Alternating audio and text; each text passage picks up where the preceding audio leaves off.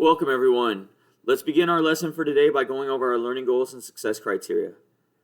First, what are we learning? We're learning how to recognize practical applications of mathematics within your areas of interest, such as basketball. How are we learning it? Through the All-Star Virtual Field Trip assignment. When can we use this? To become more aware of the mathematics that are occurring all around you, even when you don't assume they are mathematical.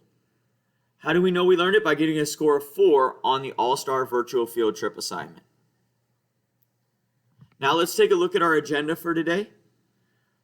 First, we'll begin by going over our learning goals and success criteria. And while we do that, you'll fill out your Get It Started. Then we'll watch the All-Star Virtual Field Trip video while you fill out the assignment. At the end, we'll go back over our learning goals and success criteria while you fill out your Before You Go.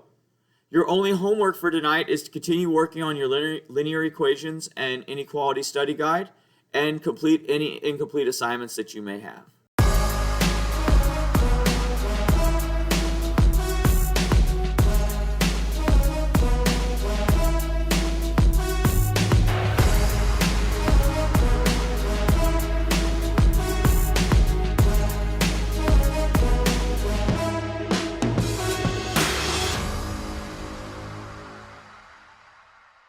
We're here at the NBA Replay Center, and you're going to learn today how STEM affects many careers here at the NBA.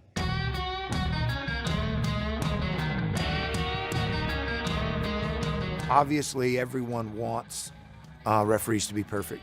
Referees want to be perfect.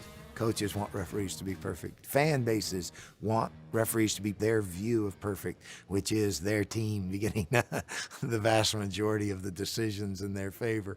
But for us, we understand that as human beings, we're going to make mistakes. The idea of our mechanics system, our foundational pieces, our curriculum, our trust and our teamwork on one another is that we're more likely to reach excellence if we do that. When we make the decision to put air in the whistle, we expect our referees to get 90% or more of those calls right. And that's very, very important to us. It's great to work with the best athletes in the world.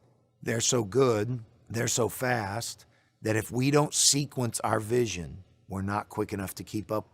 One of the things our analytics department has shown us is that when we miss certain types of violations, they often lead to fouls on the opposing team. When an offensive player gets away with the travel, it often leads to a foul on the defensive team. That's an unfair advantage to an offensive team, and therefore we have to change how we're refereeing the game to make sure that we don't miss those first violations. As soon as an offensive player catches the ball, we've instructed our referees to focus on the offensive player's foot. When the dribble gets released legally, we then transfer that vision to the defensive player, and it's not just as simple as watching it like we watch something on TV. For us, our core values as a staff depend on teamwork and trust. And it's not 3 individual referees working a game, it's 3 referees working in unison with one another. And one of the things that we've taught and believe in is a mechanics system that allow our referees to know when and where they should be looking at different players and different situations in a game.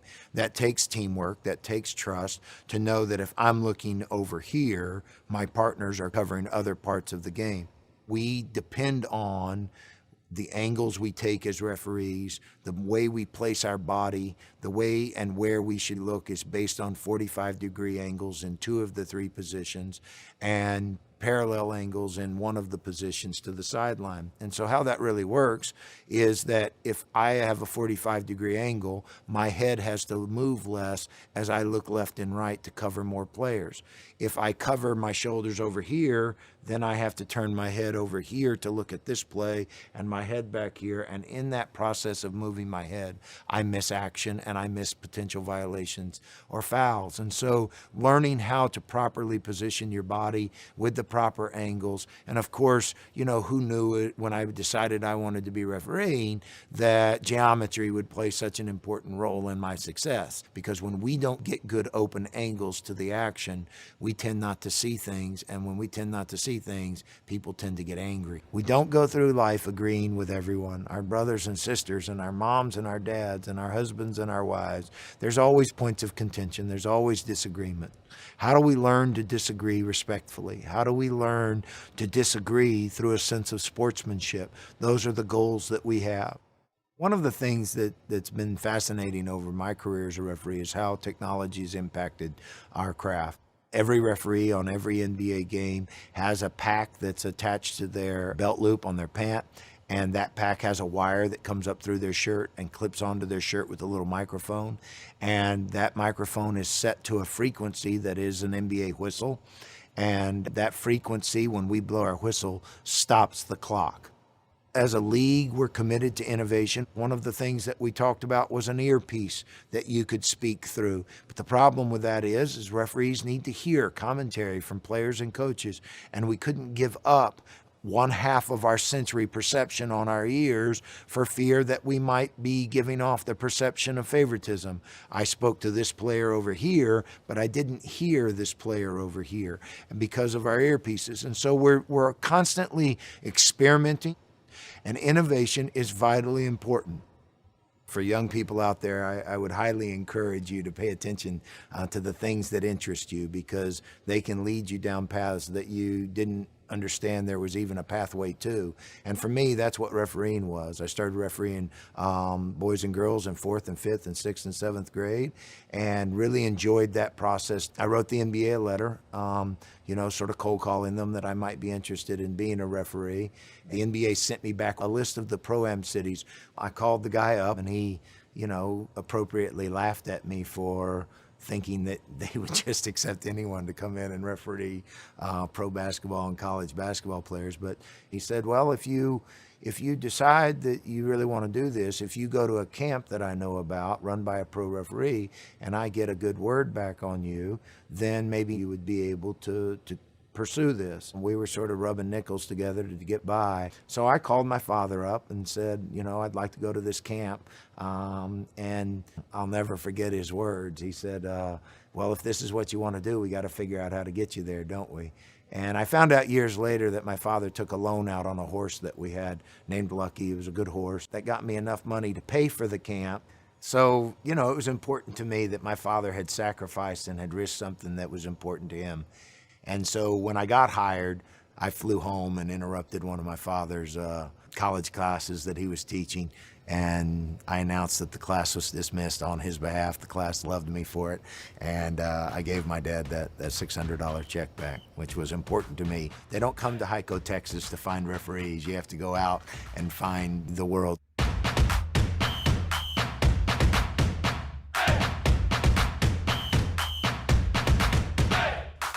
Hi everyone, we're here at the NBA headquarters in New York City, and I can't wait to tell you guys about what I do. Digital media is a field I never thought I'd be in. My plan for myself was to work in finance and work down on Wall Street, but I ended up at the NBA and I get to be in numbers every single day. Growing up, I loved computers, I loved technology. My mom and my dad are my biggest inspirations.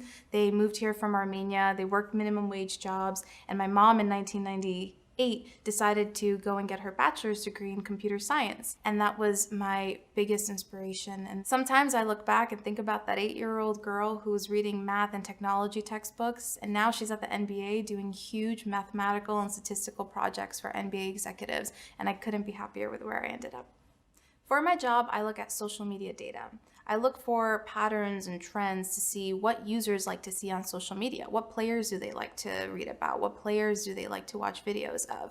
There's so much data that we have, and there are so many rows of numbers. And you can't really find a trend and a pattern just staring at rows and rows of numbers. So you have to find ways to analyze it, run a statistical analysis, run a mathematical analysis.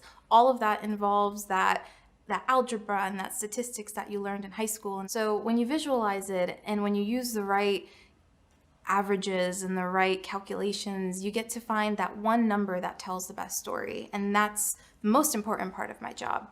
One of the best examples I can share is a huge project that I worked on last summer where we were taking a look at our mic'd up content. Mic'd up is an incredible feature that we have that allows viewers to listen in on a conversation that a player is having during a game. We were posting those videos on Facebook, on Instagram, and on Twitter without any captions. And we were realizing that around 80% of people were watching the video with the sound off. And for a video that's focused on the sound of the game, having people watch it with their audio off didn't make much sense. So seeing that helped us make a small but very important change, and that was adding captions to our videos. And that now allows users to engage with the sound on or with the sound off. Come on! Let me hear it! Let me hear it! Come on! You good? Right. Two. Push, push, push. Left, left, left, left. Wait. Let's go, Jimmy. Oh yeah, I like this. This place is about to get locked. I like this. Hey, keep shooting. Keep shooting. No, you're good. I was waiting on this side though. Is it Believe It? Oh yes. Oh my God. Believe it. Since we made that change, we realized that engagement around that video increased. Mic'd Up content is amongst some of our best performing content last season and this season. While technology is important to analyze the data, we have to make sure that we include that human touch so that we can understand why fans like to see certain players and certain teams. We can look at the averages all day and use that to tell a story, but being able to understand how people are reacting to our content is very, very important. So I'm going to show you guys an example of the type of work that I do on a daily basis. One of the data points that we look at is follower growth on Instagram and all platforms. One of the coolest things that we found last season was a follower growth on Instagram for Donovan Mitchell, who was a rookie last season. He started the season off at around 80,000 followers. By All-Star, he was at 580,000 followers, and he ended last season at 1.3 million followers. He was by far the fastest growing player on Instagram last season, and he continues to grow on a daily basis. We look at this data across every single player on Instagram, every team account, every league account, to understand the trends and to see why they're growing so quickly. And that's where that human touch comes in, being able to understand how that player performs not only on social media and not only on court, but off court with the fans. And when I look at this data, that's the story it tells me. On our team, we share our insights with executives and the whole league. So being able to share our findings and tell that story is very, very important. And that's something that I'm still working on and that I work with my manager to fix all the time. Because you can look at numbers and you can be able to visualize data and share a picture, but what insight are you going to find? How are you going to use that data to make a change? And that at the NBA is one of the most important things. Technology has changed so much since I was a kid, and you guys are surrounded by it. There's so much that you can do with technology, and there's so many careers in technology that if you really understand how to use it and you can shape your career around it, you can be extremely successful. Everything right now in the world relies on technology and data, and being able to understand how that works, well, you got the power in your hands.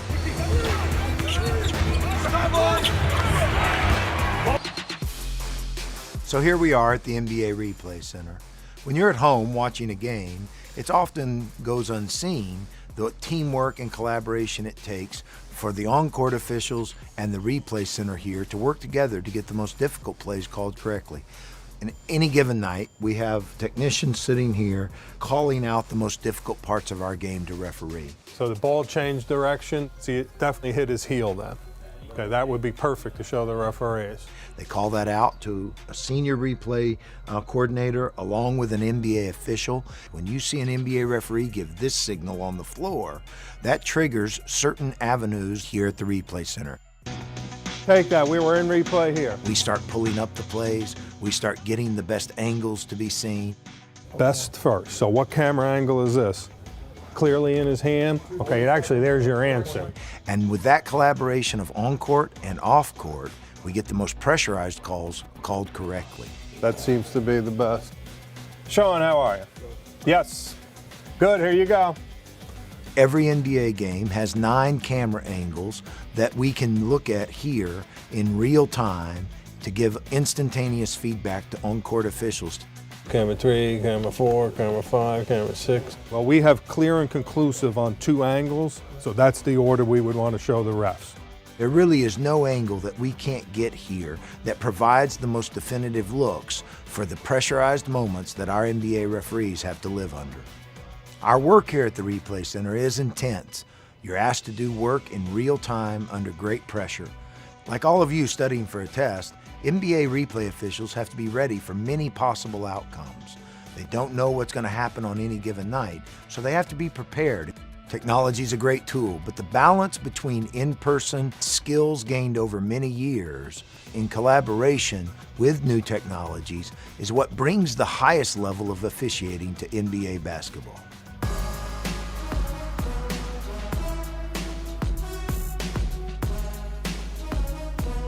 Welcome to the Spectrum Center, home of the Charlotte Hornets.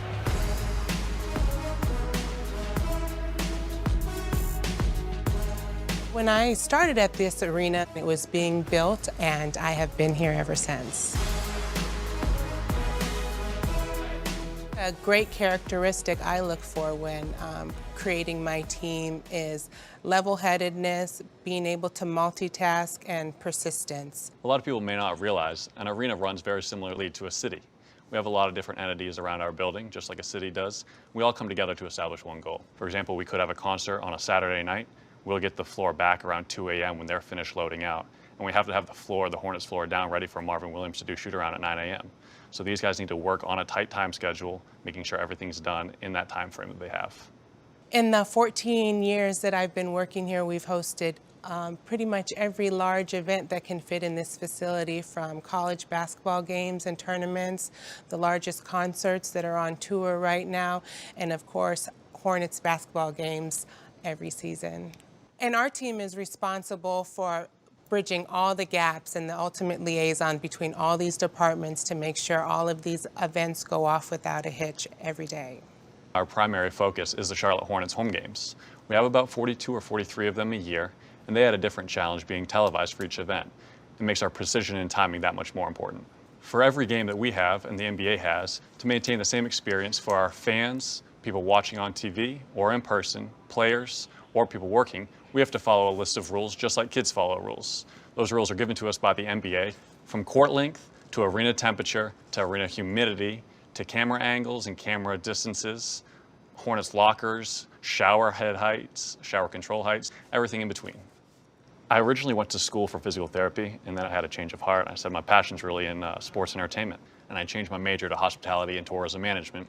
After that, I applied for an internship here with the Hornets, which I got in my fall semester. A job opened up here, and they called me, and I moved down 2 days after I graduated. I've been here ever since.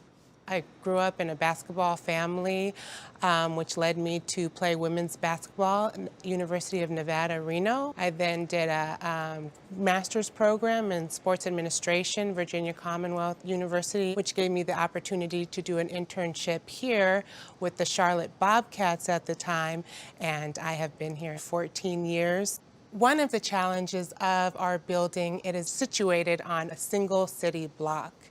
This means that we have a lot smaller footprint to work with, and our conversions between event setups are a lot more challenging. We use AutoCAD, an architectural design computer program, when we're building concerts and stages for different events. Concerts will send us their stage, and we'll have to input it into an AutoCAD on our floor, and then we'll build the chairs around that.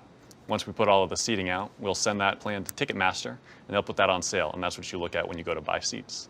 One of our biggest challenges is getting people in this building in a timely fashion and ready to put on a great event for them. During the event, we are monitoring closely how the flow of traffic into our building is happening. We use different platforms, different apps from our ticketing company to tell us the rate of flow of people coming in this building. This creates an opportunity for us to either slow the flow down based on an event or speed it up by opening additional doors. During Hornets games or events, you can find me here in the main lobby. This gives me a chance to watch all of our entrances to make sure everyone's getting in fast and efficiently. Some nights we can have 17,000 people coming in the building. When I'm here in the main lobby, I'm watching the doors, making sure everyone's getting through security and getting their tickets scanned as fast as possible. If we need to open up more doors for a larger audience, I'll have to make that call with our guest services team and with our security to open up extra doors and allow everybody to come in a fast, efficient time. We need to make sure that we can get all 17,000 people in before the game starts. That's quite the task. We use data and analytics every day. For example, with our Hornets mobile app, it gives guests an opportunity to use express lines and discounts on all their food and merchandise. From the Hornets, we get to use it as collecting data on what they're spending their money on. We look over all of that data, and and we can use that to help improve guest experiences while they're in the building. And since we've introduced that, we've noticed that guests are actually spending more money at the concession stands in our merchandise booth because of the discounts and having an overall better experience in the arena. One of the things that makes my job exciting and interesting is how many different events are going on in one day at our arena. You can see, for example, they're doing a setup right now for the All-Star game.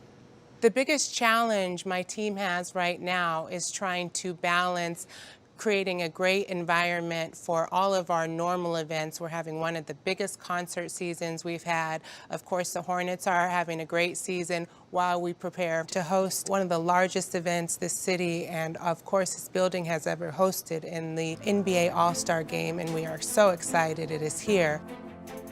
This is a huge event for us.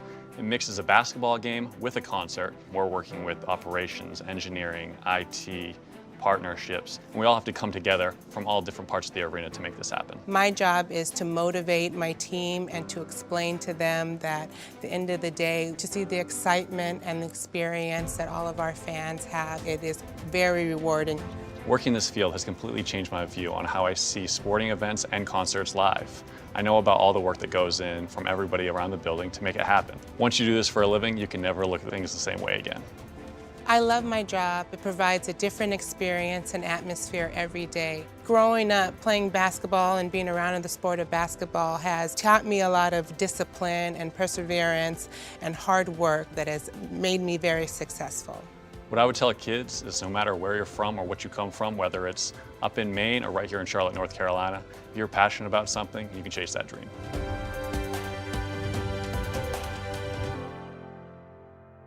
Thank you for joining us today. I hope you had as good of a time as I did in sharing everything that goes into the NBA, how STEM and technology impacts it, and to understand that dreaming big is important, that it doesn't matter what gender you are, it doesn't matter what race you are, it doesn't matter what country you come from, that if you encapsulate some of the great things about life, integrity, courage, commitment, the ability to apply what you learn, if you can do those things as a referee, as a teacher, as a student, that you should have the opportunities that are afforded to us all. And we're committed to that here at the NBA. I think that that's vitally important, that as we are young in the world, to imagine for ourselves a future that may seem big, but is available to us if we know that if I put the work in, if I take the hours and put the time to study and to learn my craft, to become a writer, to become an actor, to become a teacher, to become a football coach, to become a NASA astronaut, to become an astrophysicist. Any of those things are possible to us if we can only imagine it, if we can only creatively think about it, if we can only dream it. I encourage all of you to dream big, to think big, and then to pursue it. Remember, there are no overnight successes. Hard work leads to great and wonderful things.